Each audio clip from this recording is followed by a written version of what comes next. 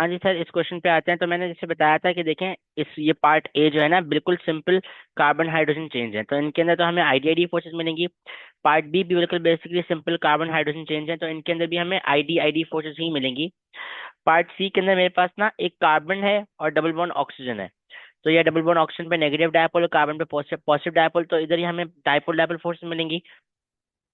और यहाँ पे आपके पास ये जो ओ एच लगा हुआ है ना, because of this O H आपके पास, क्योंकि देखें ये ऑक्सीजन जो है ये इलेक्ट्रोनेगेटिव एलिमेंट हो गया, राइट। और ये जो हाइड्रोजन है ये इलेक्ट्रोडेफिशिएंट हाइड्रोजन है। तो अगर आपको बेसिकली ये ओ एच मिला है ना, तो ये अब इन कंपाउंड के अंदर क्या होगी, हमें हाइड्रोजन बॉन्डिंग मिलेगी। बिकॉज सर हाइड्रोजन बॉन्डिंग में क्या होता है, हमारे पास electrodeficient hydrogen and most electronegative elements उनकी आपस में अट्रैक्शन हो रही होती है। ठीक है जी। तो अगर मुझसे वो पूछ रहे हैं कि which compound has the highest melting and boiling point, तो मेरा ऑप्शन होगा पार्ट डी। और इसका आंसर ये होगा पार्ट डी। और उसका रीजन बेसिकली ये होगा कि सर बिकॉज जो पार्ट डी है उसके अंदर मेरे पास एक ओ एच है और इलेक्ट्रो डिफिशिएंट हाइड्रोजन है और मोस्ट इलेक्ट्रोनेगेटिव एलिमेंट है। तो यहाँ पे सर हमें हाइड्रोजन बॉन्डिंग मिलेगी। ठीक है जी, मुझे बताएं, बात समझ आ रही है, क्लियर है, आगे चलो। और बताएं, और कौन सा पार्ट पूछना है इसमें। हाँ जी, हाँ जी। ये 9 किसने पूछा था भाई? क्लियर है बेटा, समझ आ गई बात, आगे चलें। Yes sir. ओके जी। और बताएं, और बताएं। एक आध कोई और क्वेश्चन भी कर लेते हैं इसमें से। ये नीचे भी हाइड्रोजन बॉन्डिंग सेम वाला है, कोई अच्छा सा कोई देखें। ये वाला क्वेश्चन हमने क्लास में किया था मेरा ख्याल है, पता नहीं मैंने आप लोगों के साथ किया था या किसी और के साथ। और कुछ पूछना है इसमें से मुझे, कोई एक आध क्वेश्चन बता दें अगर पूछना है तो। मतलब वैसे ही जितने भी पूछने बताएं। सर ये ग्राफ वाला ही करवा दें, आपने नहीं करवाया था क्लास में। ठीक है, चलो ग्राफ वाला कर लेते हैं। ये जो ग्राफ वाला क्वेश्चन है इसको देखते हैं। what they are saying, the graph below shows the variation in the of the first ionization energy with proton number for some elements। मतलब कि वो variation of first ionisation energy दिखा रहे हैं with proton number for some elements। the letters used are not the usual symbols for the elements। ठीक है जी। कह रहे हैं which statement about the element x is correct। element x ये रहा। अच्छा, which statement about the element is correct, not element x। उन्होंने general बोला है कि which statement about the element is correct। Sir कोई मुश्किल करवा दें। ये बहुत अच्छी बात की बेटा आपने, कि कोई मुश्किल करवा दें। बहरहाल वो हमसे कह रहे हैं which statement about the element is correct. अब ऐसा कहते हैं सारी स्टेटमेंट्स को देखते हैं, हम बात समझने की कोशिश करते हैं वो क्या कह रहे हैं। वो कह रहे हैं P and X are in the same period in the periodic table.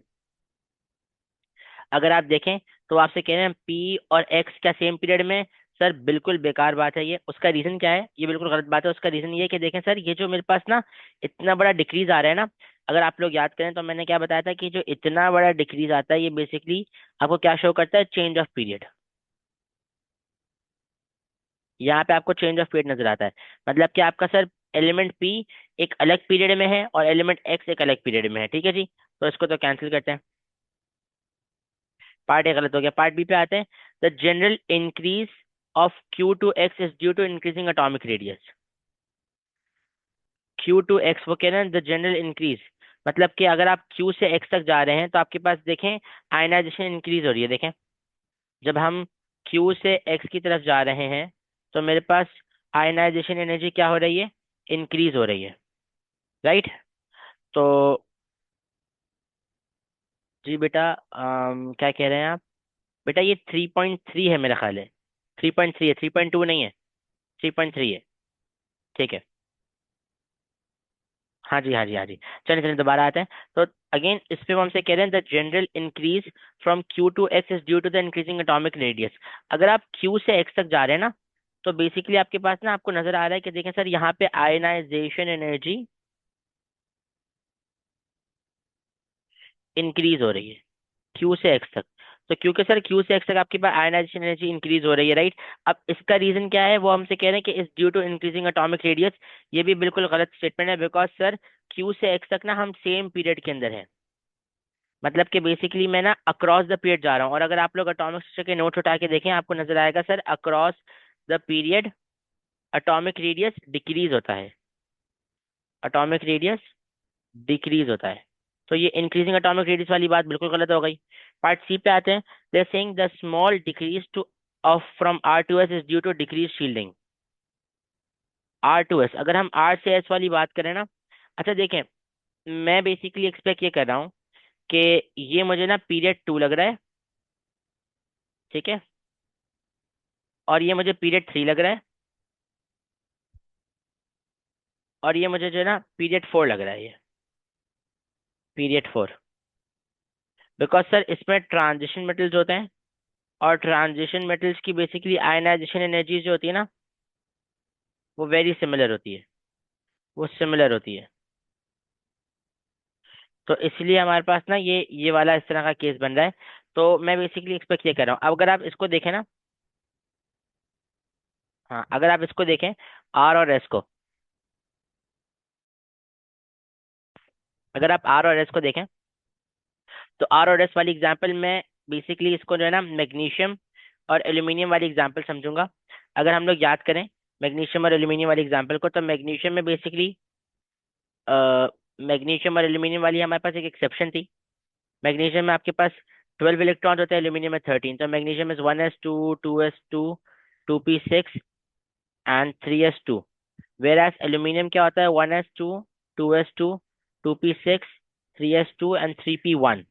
तो जब आप, वो आपसे कह रहे हैं R2S, जब आप R से S पे जाते हैं ना, जब मैं बेसिकली R मेरा हो गया मैग्नीशियम, मेरी बात को समझिएगा मैं क्या कह रहा हूँ, R मेरा हो गया मैग्नीशियम और S मेरा हो गया एल्यूमिनियम। जब मैं बेटा R से S पे जाऊंगा ना, जब मैं R से S पे जाऊंगा, तो मेरे पास शील्डिंग इफेक्ट तो बढ़ रहा है, आप खुद देखो, आप खुद देखें यहाँ पे मेरे पास देखें, ये 3p1 है। मैग्नीशियम में वैलेंस वैलेंस शेल किसमें, 3s2 में। ठीक है, तो इसको बेसिकली, इसको शील्ड करें इतने इलेक्ट्रॉन्स, शील्डेड बाय 10 इलेक्ट्रॉन्स, और इसमें आपके पास शील्डेड बाय 12 इलेक्ट्रॉन्स है, बाय 12 इलेक्ट्रॉन्स। तो R2S में तो सर शील्डिंग इफेक्ट बढ़ रहा है, तो मतलब ये ऑप्शन भी सर खराब हो गया, फिर ऑटोमेटिकली पार्ट डी होगा। लेकिन इसको भी देखते हैं, the saying the small decrease from U to B is due to repulsion between between pair electrons, U to B. अगर आप यू टू बी वाली एग्जांपल को थोड़ा सा याद करें, बाय द वे ये पीरियड 2 है, हमने इसको अज्यूम नहीं किया हुआ, ये पीरियड 2 ही है, और इसको हम पीरियड 3 कह रहे हैं। और अगर हम बात करें यू टू वी, तो ये यू टू वी बेसिकली आपके पास फॉस्फोरस एंड सल्फर वाली एग्जांपल है। फॉस्फोरस में basically 1s2 2s2 2p6 3s2 and 3p3 होता है, एंड सल्फर में 16 1s2 2s2 2p6 3s2 and 3p4। तो यहाँ पे आपके पास जो है ना ये जो फोर्थ इलेक्ट्रॉन आता है, जिसकी वजह से आपके पास स्पिन पेयर रिपल्शन होती है, और उसी की वजह से आपके पास आयनाइजेशन एनर्जी वी की, मतलब के सल्फर की डिक्रीज कर जाती है देन फॉस्फोरस। तो part D does make sense, part D बिल्कुल करेक्ट आंसर है। ठीक है जी, मुझे बताएं क्लियर है, ये बात समझ आ रही है, आगे चलो। कोई टेंशन, कोई परेशानी, कोई मसला, आगे चले। क्लियर है सबको? ओके, ये क्वेश्चन जिसने पूछा था बेटा आपको भी क्लियर है, सबको क्लियर है, आगे चलें, कोई मसला। 11 पे आ रहे हैं बिल्कुल, मुसफ 11 देख लेते हैं, ठीक है। मुझे बताएं बेटे ये बात क्लियर है?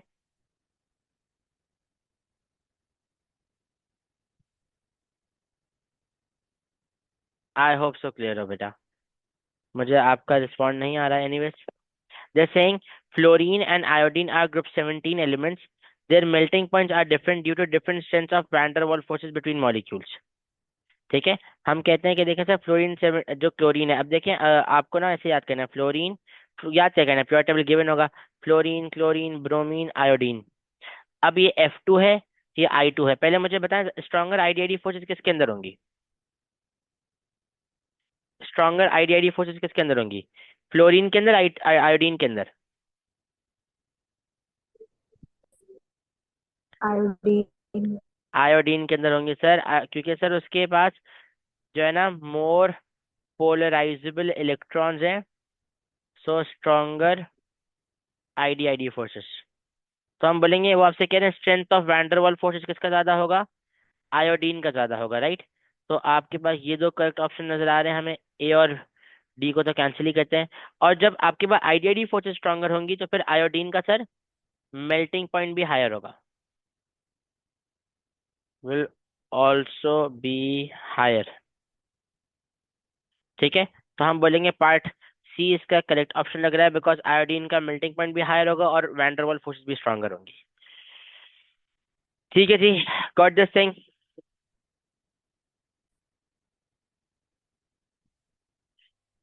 बेटा अभी 3.3 पे, 3.3, 3.3 का क्वेश्चन नंबर 19। ठीक है जी, 19 पे आता है, वो कह रहे हैं विच bond in the structure below has the lowest bond energy. अच्छा अब देखो, बॉन्ड एनर्जी वाला कॉन्सेप्ट अगर हम थोड़ा सा बात करें, थोड़ी सी इसकी बात करें ना, वैसे तो देखें इसमें ना आपके पास अभी हम इंशाल्लाह एक चैप्टर पढ़ेंगे ग्रुप 17 इनऑर्गेनिक का, तो उसमें हम ना ये वाले कॉन्सेप्ट को पूरा देखेंगे।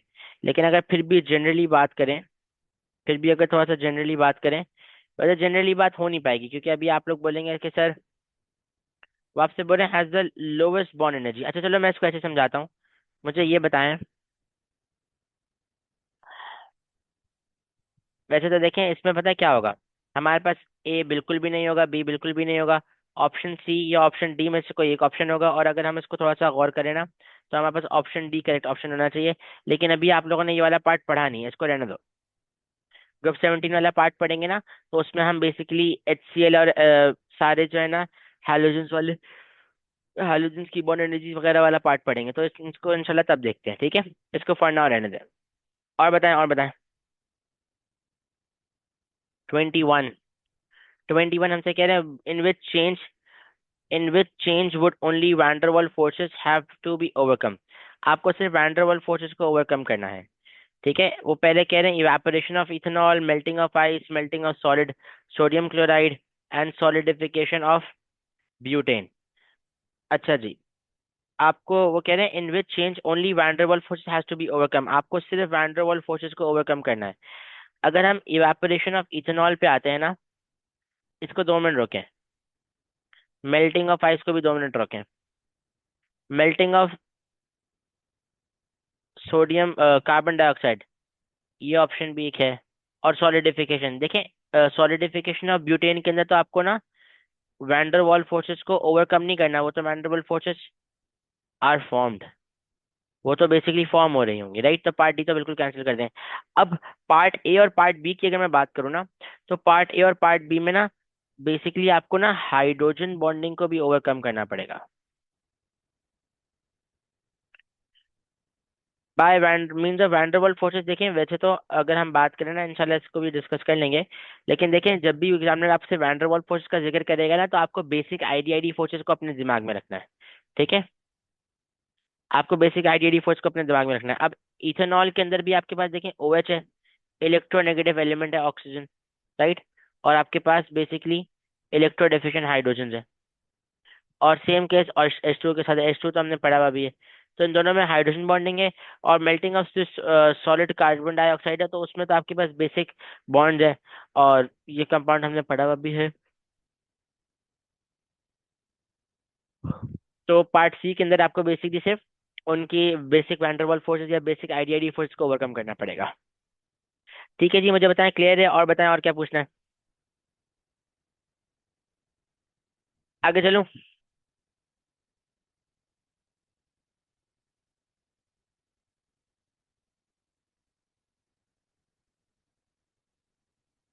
आगे चलूं, आगे चलूं।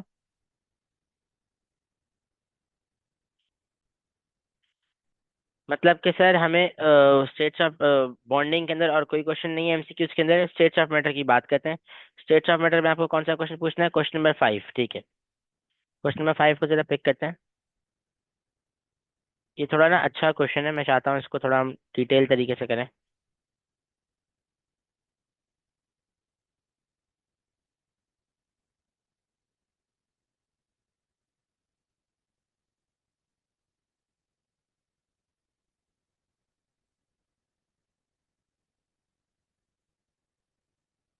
अब ना स्टेट्स ऑफ मैटर वाले क्वेश्चन में बस आपको थोड़ा सा ये चीज का ध्यान रखना पड़ता है कि सर एक्चुअली में हो क्या रहा है, बन क्या रहा है हमारे पास, ठीक है। जरा इसको देखते हैं गौर से। दे आर सेइंग कि sir X, Y and Z are all gases that behave ideally and react according to this equation shown, ठीक है जी। मतलब आपके पास सर X रिएक्ट हो रहा है with 2 moles of Y, और आपके पास 2 moles of Z प्रोड्यूस हो रहा है। वो कह रहे हैं कि when 3 moles of X, मतलब कि आपने पास एक्स के कितने मोल्स हैं सर हमारे पास? 3 मोल्स हैं। एंड 3 मोल्स ऑफ वाई, और वाई के कितने मोल्स हैं? वाई के भी 3 मोल्स हैं। Are placed inside a container with a volume of 1 decimetre cube. Volume उन्होंने हमें बता दिया कंटेनर का कितना है, 1 डेसीमीटर क्यूब है। वॉल्यूम दोनों का सेम है बिकॉज कंटेनर के अंदर आपने दोनों को पुट करा है। And they react to form maximum amount of Z. अब हुआ क्या कि एक कंटेनर था, ओके, उन्होंने कंटेनर के अंदर ना इन दोनों को ऐड कर दिया और रिएक्ट होके मैक्सिमम अमाउंट ऑफ जेड को प्रोड्यूस किया। अब सवाल ये बनता है सर जेड के कितने मोल्स प्रोड्यूस हुए होंगे, राइट? ये भी एक बहुत सेंसिबल बात है ना कि सर जेड के हमारे पास कितने मोल्स प्रोड्यूस हुए होंगे। तो उस पर जरा आते हैं बाहर। वो कह रहे हैं the final temperature of the reaction vessel is this. Temperature की वैल्यू उन्होंने बताई है विच इज 120 डिग्री सेल्सियस में 273 को ऐड कर देंगे। That's going to be 120 plus 273, 393 Kelvin। Okay, okay, what is the final pressure inside the reaction vessel? अब देखें फॉर्मूला होता है हमारे पास P V is equals to N R T. आपके पास जो है ना प्रेशर आपको निकालना है, वॉल्यूम आप ले रहे हैं डेसीमीटर क्यूब में।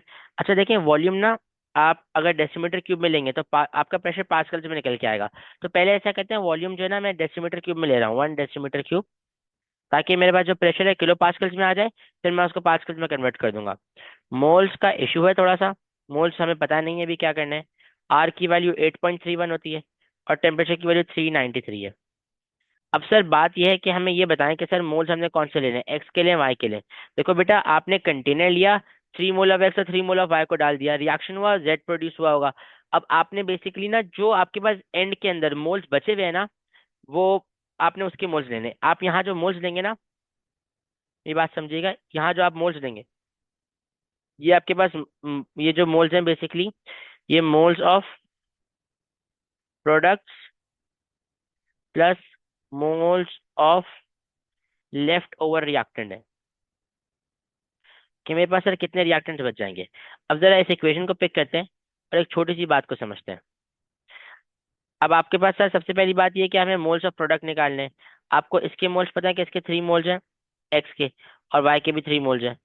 अब ऐसा है कि आप किसके मोलर रेशियो को इस्तेमाल करके जेड के मोल्स निकालेंगे, तो उसके लिए आपको आइडेंटिफाई करना पड़ेगा कि इनमें से कौन सा लिमिटिंग रिएक्टेंट है, एक्स लिमिटिंग रिएक्टेंट है या वाई लिमिटिंग रिएक्टेंट है, बिकॉज आप लिमिटिंग रिएक्टेंट की ही हेल्प से प्रोडक्ट वाले मोल्स निकालेंगे। अब मुझे बताएं कैसे आइडेंटिफाई करते हैं कौन सा लिमिटिंग है कौन सा रिएक्टेंट है, एक्सिस वाला है? मैंने आप लोगों को कल सिखाया था ना कि सर ऐसा कहते हैं, दो एक मोल रेशो ले लेते हैं हम लोग, वैसे तो दो लेने चाहिए लेकिन हम एक ले लेते हैं। मुझे बताएं अगर मैं इसके 3 मोल्स कंसिडर करूँ, इसके एक्स क्रॉस मल्टीप्लाई, एक्स की वैल्यू आ जाएगी 6। मतलब कि सर आपने क्या करना है, एक रियलिटी मतलब एक रिक्वायर्ड और एक एक्चुअल लिखना है। मुझे बताएं आपके पास मोल्स ऑफ एक्स कितने, मोल्स ऑफ वाई कितने रिक्वायर्ड है? 6 मोल्स रिक्वायर्ड है, राइट? 6 मोल्स ऑफ वाई आपके पास रिक्वायर्ड है, और एक्चुअल में आपके पास वाई के कितने मोल्स हैं? 3 मोल्स हैं। तो मुझे बताएं रिक्वायरमेंट 6 की है, रियलिटी में आपके पास 3 है, तो ये क्या हो जाएगा वाई? लिमिटिंग रिएक्टेंट या एक्सिस रिएक्टेंट हो जाएगा? वाई क्या हो जाएगा, लिमिटिंग रिएक्टेंट या axis reactant? Limited. Limiting reactant हो जाएगा सर, बिकॉज वाई के हमारे पास रिक्वायर्ड मोल 6 है और असल में एक्चुअल में मेरे पास 3 मोल्स है ना, तो ये तो काम पॉसिबल ही नहीं है बिकॉज उसकी रिक्वायरमेंट ज्यादा की है और वो एक्चुअल में मेरे पास 3 मोल्स है। तो हम बोलेंगे सर वाई मेरा लिमिटिंग रिएक्टेंट हो गया। अब मैं जरा मोल्स ऑफ जेड निकालता हूँ। देखिए सर वाई और जेड का 2:2 का रेशो है। अगर इसके 3 मोल्स रिएक्ट होंगे, इन दोनों का 2:2 का रेशो है। अगर इसके 3 मोल्स रिएक्ट होंगे तो सर इसके भी आपके पास 3 मोल्स ही प्रोड्यूस होंगे। तो मैं कह रहा हूँ देखिए सर ये मोल्स है, ये बेसिकली मोल्स ऑफ प्रोडक्ट्स कितने हैं, 3 मोल्स ऑफ जेड। अब देखें बात ये है, ऑफ कोर्स सर एक छोटी सी बात समझने की है कि वाई मेरा लिमिटिंग रिएक्टेंट है, वो तो कंप्लीटली रिएक्ट कर जाएगा, बट जब रिएक्शन खत्म हो जाएगा ना मेरे पास थोड़ा सा एक्स बचेगा, तो मुझे मोल्स ऑफ एक्स भी लेने पड़ेंगे। मोल्स ऑफ एक्स सर कैसे निकालते हैं, फॉर्मूला होता है सर हमारे पास, अगेन अब इसके लिए ना आप दूसरा मोल रेशो लो, मैं बताता हूँ कैसे। एक्स वाई सर 1:2 का रेशो है, इसके 3 मोल्स, क्योंकि देखें सर आप ना यहाँ पे y को कंप्लीटली रिएक्ट करेंगे ना, तो y के साथ 3 मोल्स रिएक्ट होंगे, तो एक्स के कितने मोल्स इस्तेमाल होंगे, इसको रीड कैसे करेंगे sir? When I am gonna react 1 mole of Y I would require 1 mole of X, so when I am gonna react 3 moles of Y I would require X moles of X, मतलब मुझे basically कितने moles of X की requirement होगी? ये basically क्या हो जाएगा, X equals to 3/2, X equals to 1.5। मतलब कि sir throughout the reaction I am gonna say कि सर थ्रू आउट, अच्छा देखिए इतना लंबी करके करेंगे नहीं, आप जब इंशाल्लाह ऐसे 10-12 क्वेश्चन कर लेंगे आपका हाथ इस पर ऑटोमेटिकली सेट हो जाएगा। तो इतना लंबी करके करेंगे नहीं, ये तो मैं समझा रहा हूँ तो मैं इतना सा बता रहा हूँ। हम बोलेंगे sir throughout the reaction, और या through out the reaction only 1.5 moles of X will be used। हमारे पास X के कितने मोल्स इस्तेमाल होंगे सर? 1.5। आपके पास X के कितने मोल्स हैं असल में? 3 मोल्स है ना। तो सर आप बेसिकली बात ऐसी है कि देखें आपके पास सर X के रियलिटी के अंदर 3 मोल्स हैं, आपने 1.5 यूज कर लिए, तो आपके पास कितने बच जाएंगे? 1.5 he is left after reaction. ठीक है जी। तो जब रिएक्शन कंप्लीट हो जाएगा तो मैं यहाँ पे लेफ्ट ओवर मोल्स की जगह बेसिकली 1.5 लिख दूंगा, 1.5 मोल्स ऑफ एक्स।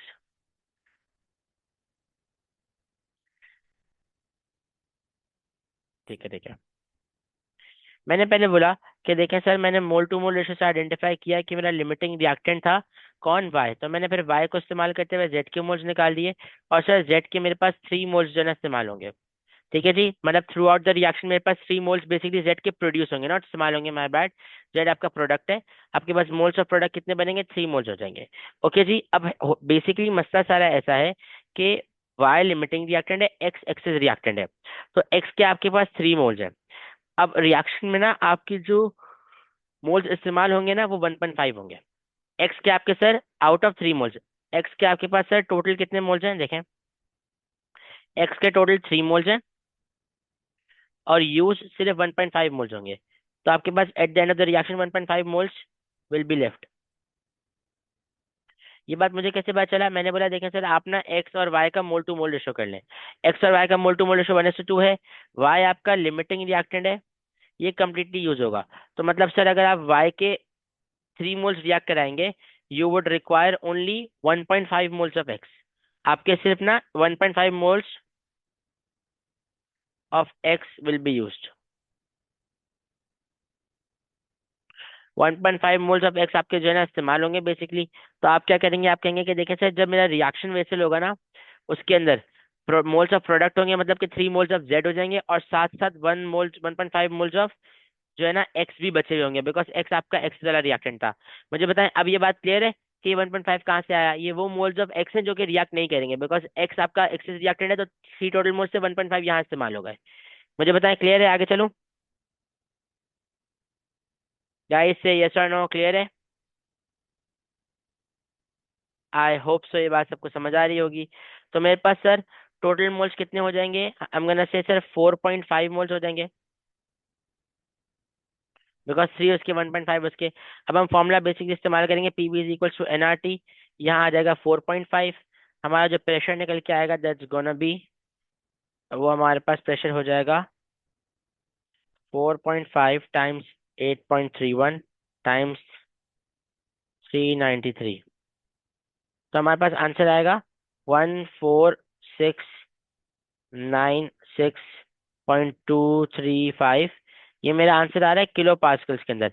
एग्जामिनर क्या बोल रहा है कि मुझे पास्कल्स में चाहिए ना आंसर, तो मैं क्या करूंगा, इस किलो को हटाने के लिए 10 रेज़ पावर 3 से मल्टीप्लाई कर दूंगा, 10 रेज़ पावर 3 से। जब आप इसको 10 रेज़ पावर 3 से मल्टीप्लाई करेंगे,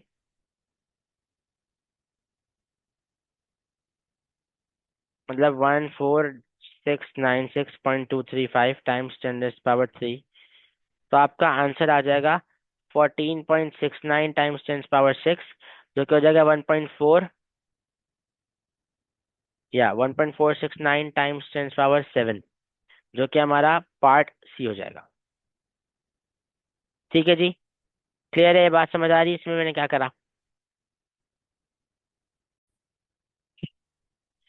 the gas laws can be summarise in the ideal gas equation, बिल्कुल।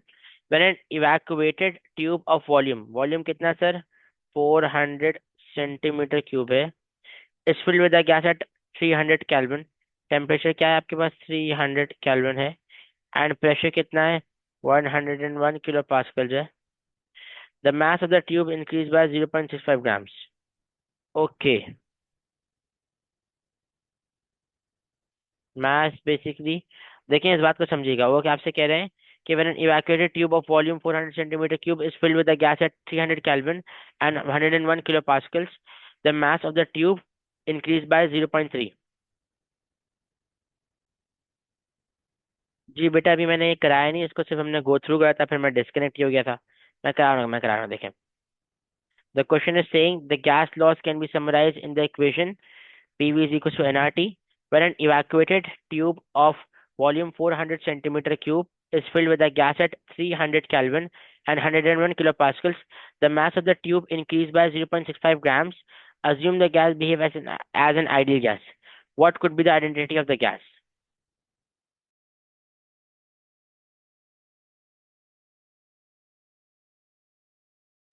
अच्छा जी, अच्छा जी। सर पाकिस्तान में किसका नेट चलता है? बेटा बेटा पता नहीं, मुझे तो यकीन मानो कुछ नहीं मालूम। वॉल्यूम हमें गिवन है, टेम्परेचर गिवन है, प्रेशर गिवन है। वो बोल रहे हैं कि मास आपका इंक्रीज हो रहा है, इस बात को जरा समझेंगे। आपसे कह रहे हैं mass is increased by 0.65 grams. वो कह रहे हैं assume the gas behaves as an ideal gas. अब देखिए मेरी बात सुने, आपके पास ना सबसे पहले हम आते हैं इस क्वेश्चन के ऊपर, इस पार्ट के ऊपर। हम बोलते हैं देखिए सर हमारे पास फॉर्मूला है PV is equals to NRT। Okay, अब मैं क्या कर रहा हूँ, मैं इसमें ना N को सबसे अलग कर रहा हूँ। अब यहाँ ना एक छोटा सा सीन है, बेसिकली मसला क्या है कि यहाँ प्रेशर आपके पास किलो पास्कल जो है, वॉल्यूम सेंटीमीटर क्यूब में, ऐसा ही है। इनको जरा ना कन्वर्ट कर लेते हैं, इनको जरा कन्वर्ट करते हैं नॉर्मल यूनिट्स के अंदर।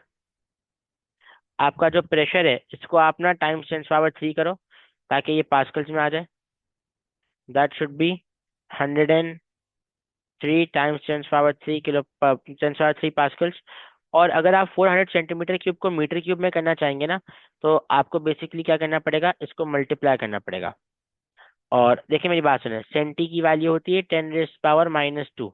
अब ये क्यूब है ना, तो ये -6 हो जाएगा, 3 2 ज़ा 6। तो आपको 10 रेज़ पावर -6 से इसको मल्टीप्लाई करना है, ये वैल्यू पीछे चली जाएगी आपके पास।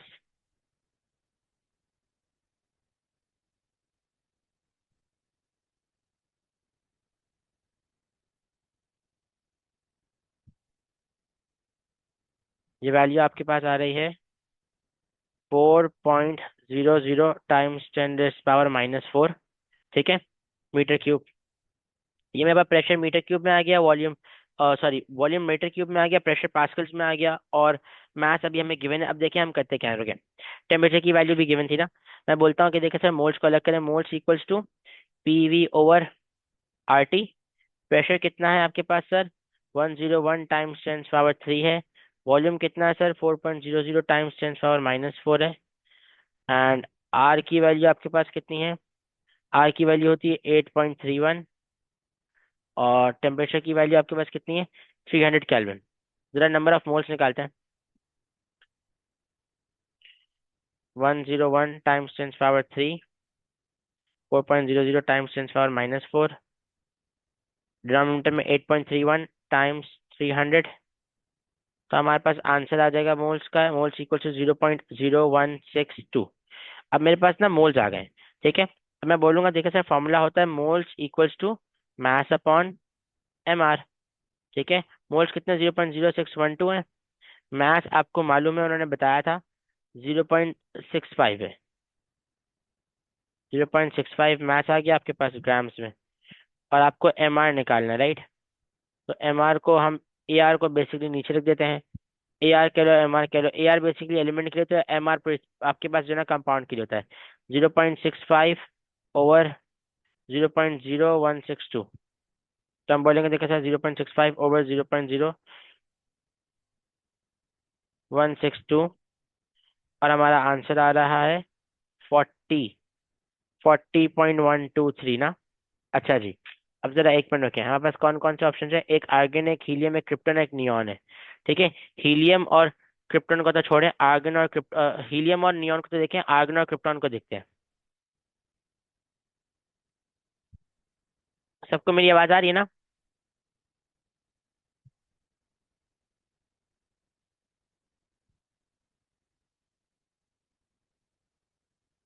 जरा यहाँ गौर से देखें और मुझे बताएं, क्या आर्गन का AR 40 नहीं है? यस और नो? क्या आर्गन का AR 40 नहीं है? यस और नो? बिल्कुल है सर। आर्गन का AR तो 40 है, तो इसका करेक्ट ऑप्शन क्या हो जाएगा? Part A. बिकॉज आपका भी AR 40 ही निकल रहा है। ठीक है जी। Make sense? बात समझ आ रही है? So the question is saying that flask X contains 5 decimeter cube of helium at 12 kilopascals pressure, and flask Y contains 10 decimeter cube of neon at 6 kilopascals pressure. If the flasks are connected at constant temperature, what is the final pressure?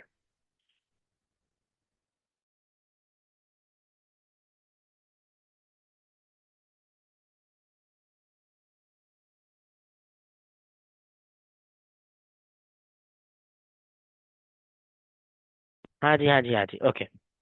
जल्दी जल्दी जल्दी। So basically उन्होंने आपको क्या बोला? देखो देखो, ये बहुत आसान क्वेश्चन है, इतना मुश्किल नहीं है। वो कह रहे हैं एक फ्लास्क है, समझो मैं इसको ऐसे कंसिडर कर रहा हूँ। ये फ्लास्क एक्स है। इसके अंदर ना आपके पास 5 डेसीमीटर क्यूब है, और वॉल्यूम जो है ना, बेसिकली वॉल्यूम 5 डेसीमीटर क्यूब है, प्रेशर 12 किलो पास्कल है। और फ्लास्क वाई जो है, ये फ्लास्क एक्स है, ये फ्लास्क वाई है। फ्लास्क वाई के अंदर आपके पास 10 डेसीमीटर क्यूब है, और वॉल्यूम 6 किलो पास्कल है। अब वो आपसे कह रहे हैं कि if the flask are connected at constant temperature, मतलब कि आपने टेम्परेचर को कांस्टेंट कर दिया। Constant temperature. ठीक है। और तो आपको क्या निकालना है? फाइनल प्रेशर निकालना है। क्या निकालना है? Final pressure. अब जरा इसको ना ऐसे समझते हैं, PV = NRT है मेरे पास इक्वेशन, राइट? अब आप मुझे ये बताएं कि क्या मेरे पास टेम्परेचर कांस्टेंट है कि नहीं? यस और नो? टेम्परेचर एग्जामिनर ने खुद बोला ना मुझे कि मैंने कांस्टेंट कर दिया। टेम्परेचर भी कांस्टेंट कर दिया, और मैं आपको बताऊं, आर की वैल्यू तो वैसे ही सर कांस्टेंट होती है। आर तो आपके पास है ही, क्या आइडियल गैस कांस्टेंट है। तो ये दोनों कांस्टेंट है, तो मैं अपना ना इसको ऐसे बना के रिलेशन लिख दूंगा कि सर PV = N। ठीक है। PV = N। मैं बोलूंगा सर जो मेरा पीवी होगा ना, वो बेसिकली किसके बराबर हो जाएगा? प्रोपोर्शनल टू N हो जाएगा। और मैं इसमें ये बात बोलूंगा कि देखें सर, आपके पास ना जो नंबर ऑफ एटम्स है, वो बेसिकली सेम हो जाएंगे। बिकॉज ऐसा है कि हम जब ये बात करेंगे कि देखें सर, जब दोनों फ्लास्क को हम कनेक्ट करें ना, तो फिर क्या होगा कि हीलियम और वो दोनों ऐड हो जाएंगे। पहले मुझे बताएं, ये रिलेशन सबको समझ आ रहा है? और अगर हम देखें, तो आप जब इन दोनों फ्लास्क को आपस में ज्वाइन कर देंगे, तो आपके पास जो टोटल वॉल्यूम आएगा, वो कितना हो जाएगा? 5 + 10, मतलब कि 15 डेसीमीटर क्यूब हो जाएगा। ठीक है। और अब मैं आपसे कह रहा हूँ कि देखें, आपके पास ना नंबर ऑफ मॉलिक्यूल्स, अब होगा क्या, मेरी बात को समझना। आपके पास ना एक केस है, पहला वाला। पहले वाले केस में क्या है कि आपके पास दोनों फ्लास्क अलग अलग है।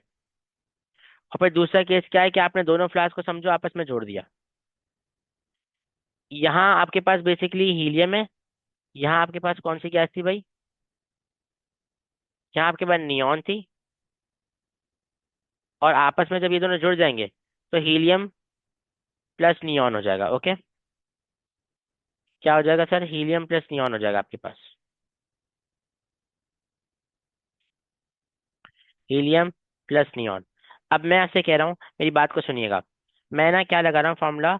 मैं कह रहा हूँ कि देखिए सर, नंबर ऑफ मोल्स जो है ना, वो कांस्टेंट हो जाएंगे, बिकॉज ऑफ कोर्स दोनों चीजें ऐड हो जाएंगी, राइट? तो मैं फॉर्मूला लगा रहा हूँ आपके पास। अ, अगर आप इस फॉर्मूले को 2 मिनट, इसको जरा मेरे साथ समझें। हमारे पास एक फॉर्मूला ले लेते हैं, इसको कंसिडर करते हैं P1, या बेसिकली फॉर्मूला लगाते हैं ये वाला, P1V1 = P2V2। अब देखो, जो P2V2 है ना, मैं P2V2 को जो है ना बेसिकली फाइनल P2V2 कंसिडर कर रहा हूँ। मतलब कि प्रेशर फाइनल, वॉल्यूम फाइनल। ठीक है। प्रेशर फाइनल हमको निकालना है। वॉल्यूम फाइनल हमको मालूम है कितना है सर? वो 15 डेसीमीटर क्यूब है, बिकॉज उसका 5 था, इसका 10 था ना। तो वो मेरे पास कितना हो जाएगा? 15 डेसीमीटर क्यूब हो जाएगा। ठीक है। अगर मैं इनिशियल उसकी बात करूँ ना, तो आपको इनिशियल वाले केस में, P1 V1 वाले केस में दोनों कंटेनर्स को कंसिडर करना पड़ेगा। तो ये जो P1 है ना, ये बेसिकली सब कैटेगराइज होगा। P1 इसमें, P1 V1 इसमें, और P1 इसमें, P1 V1 इस क्लास वाला, और P1 V1 इस क्लास वाला, ये दोनों का मिला के जो है ना आपके पास इनिशियल रेशो बनेगा। ठीक है। अब मेरी बात समझे, मेरी बात समझे।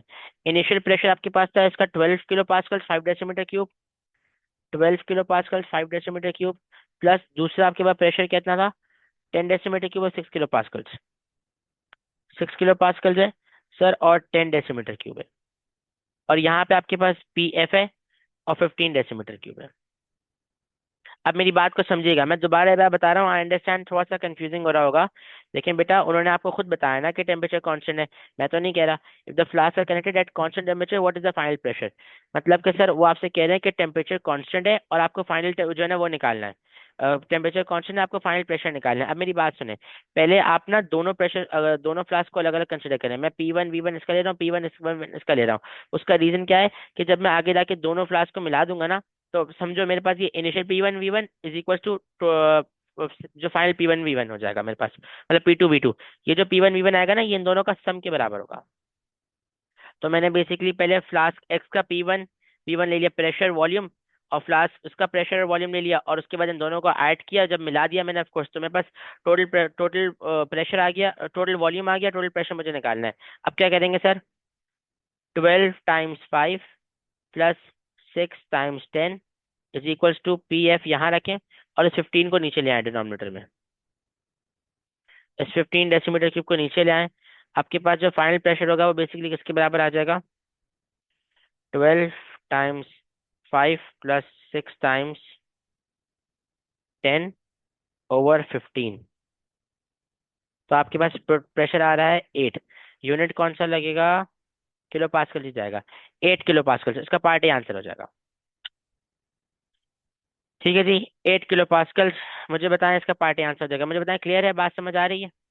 इसमें क्या किया हमने, इसमें बस बच्चे इस तरह के क्वेश्चन में ये कंफ्यूज होते हैं कि सर हमने लगाना क्या। इसको आप ना वैसे दूसरे तरीके से भी कर सकते हैं, लाइक अलग से रेशोज लगा के भी किया जा सकता है, लेकिन वो बड़ा ख्वारी वाला काम हो जाएगा। इससे बेहतर है कि इस तरह कर लें। मुझे बताएं, मेक सेंस, बात समझ आ रही है, आगे चलूं, आगे चलूं, आगे चलूं।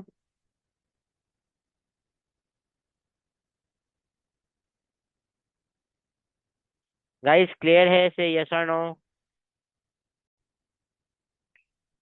क्वेश्चन नंबर 14 पे आते हैं। आप जरा क्वेश्चन नंबर 14 को देखें। 14 हमसे कह रहे हैं, which diagram correctly describes the behaviour of a fix mass of an ideal gas. आपके पास ना fix mass of an ideal gas की वो बात करें।